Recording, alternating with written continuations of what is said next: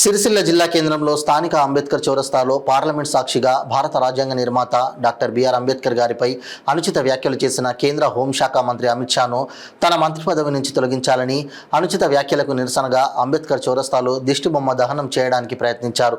వెంటనే పోలీసులు జోక్యం చేసుకుని అడ్డుకున్నారు. అనంతరం అమిత్ షా వెంటనే క్షమాపణలు చెప్పి మంత్రి పదవి నుంచి తొలగించాలని నిరసన చేశారు.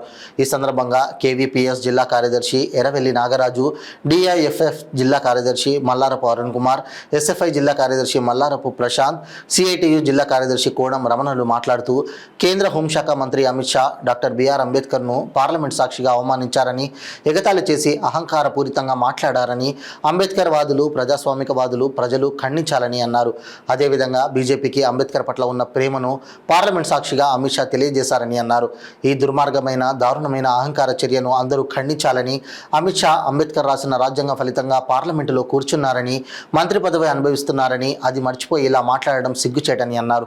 మరోసారి అంబేద్కర్ రాజ్యాంగం అవహేళన చేసే మాటలు మాట్లాడితే బీజేపీకి పుట్టగతులు లేకుండా చేస్తామని హెచ్చరించారు. ఈ కార్యక్రమంలో సిఐటియు జిల్లా ఉపాధ్యక్షులు మూషం రమేష్, ఐద్వా జిల్లా అధ్యక్షురాలు సూరం పద్మ, ఎస్ఎఫ్ఐ జిల్లా అధ్యక్షులు మంద అనిల్, సిఐటియు జిల్లా సహాయ కార్యదర్శి గణేష్, ఎస్ఎఫ్ఐ జిల్లా ఉపాధ్యక్షులు కుర్ర రాకేష్, డివైఎఫ్ఐ జిల్లా ఉపాధ్యక్షుడు రమేష్ చంద్ర, ఎస్ఎఫ్ఐ సహాయ కార్యదర్శి గుండెల్లి కళ్యాణ్, నాయకులు సాయి, భరత్, శివ, వేణు తదితరులు పాల్గొన్నారు.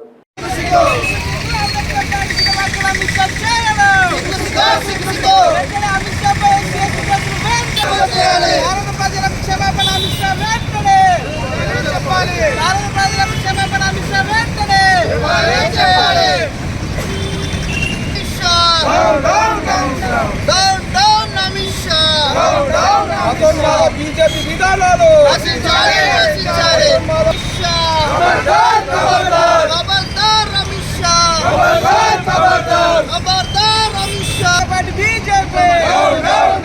అంబేద్కర్ వ్యతిరేక పార్టీ బీజేపీ నశించాలి. అంబేద్కర్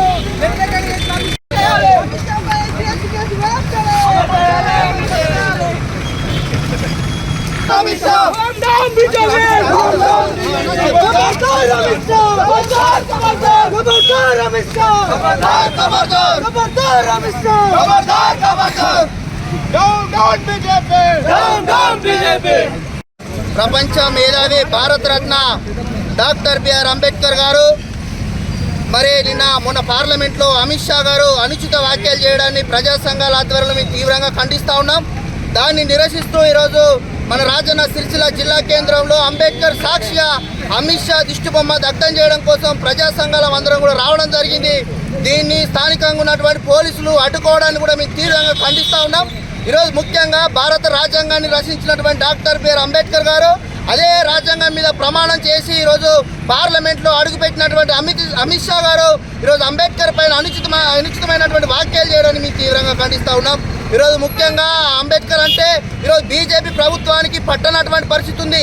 ఇప్పటికే భారత రాజ్యాంగాన్ని మొత్తం కూడా మార్చేసి ఈరోజు మరొకసారి దేశంలో మనుస్మృతిని అమలు చేసేటువంటి దిశగా ఈరోజు బీజేపీ అడుగులు వేస్తున్నటువంటి పరిస్థితులు కనబడుతూ ఉన్నాయి. అందులో భాగంగానే ఈరోజు అమిత్ షా మరి అంబేద్కర్ పైన అనుచితమైనటువంటి వ్యాఖ్యలు చేసేటువంటి పరిస్థితి కూడా ఉందని చెప్పి ఈ సందర్భంగా తెలియజేస్తా ఉన్నా.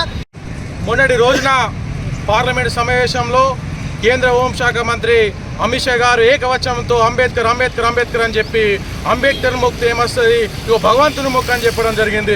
ఈ దేశంలో 130 కోట్ల దేవతలు ఉన్నారు, కానీ ఏ ఒక్కరు కూడా మరి రాజ్యాంగాన్ని అందించలేని ప్రయాసం మన దేశంలో అందించడం జరిగింది. ఇది ఎస్సీ, ఎస్టీ, బీసీ మైనార్టీలకు, ఇది వీక్ ఉన్నటువంటి ఓబీసీలకు అందరికీ కూడా ఈరోజు రాజ్యాంగంని అపయపి రాజ్యాంగంలో ప్రతి ఒక్క కూడా హక్కు కల్పించినటువంటి వ్యక్తి ఈరోజు బాబాసాహెబ్ అంబేద్కర్.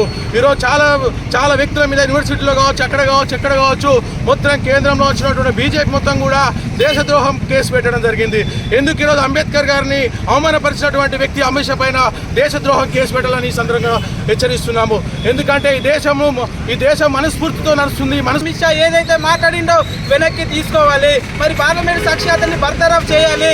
అమిత్ షా పై వెంటనే ఎస్సీ, ఎస్టీ కేసు నమోదు చేయాలని చెప్పేసి కూడా ఈ సందర్భంగా డిమాండ్ చేస్తూ ఉన్నాం. మరి దీని ద్వారా మనకు అర్థమవుతా ఉంది ఏంటంటే బీజేపీ అనేటువంటిది అంబేద్కర్ వ్యతిరేక పార్టీ, దళిత వ్యతిరేక పార్టీ. మరి వెంటనే ఆ వ్యాఖ్యలు వెనక్కి తీసుకొని ఎస్సీ ఎస్టీ కేసు నమోదు చేసి మరి బర్తరఫ్ చేయకపోతే రానున్న కాలంలో అంబేద్కర్ అభిమానులందరినీ కలుపుకొని యువజన విద్యార్థి ప్రజా సంఘాలుగా దళిత సంఘాలుగా అందరూ ఏకం చేసుకొని భవిష్యత్తులో ఉద్యమాలు ఉధృతం చేసి చెల్లో పార్లమెంట్ పిలుపునివ్వడానికి కూడా వెనుకాడబోమని చెప్పేసి ఈ సందర్భంగా డిమాండ్ చేస్తా ఉన్నాను. నా పేరు మల్లార ప్రశాంత్, ఎస్ఎఫ్ఐ రాజన్న సిరిసిల్ల జిల్లా.